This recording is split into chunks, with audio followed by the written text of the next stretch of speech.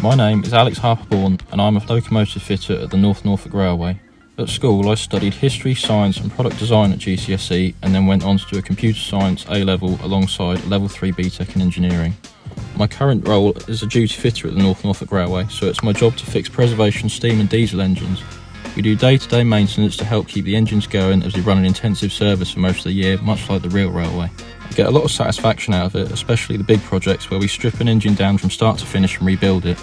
There are 6 fitters in the steam running shed, so we quite often work in a team because it can involve a lot of heavy lifting and handling.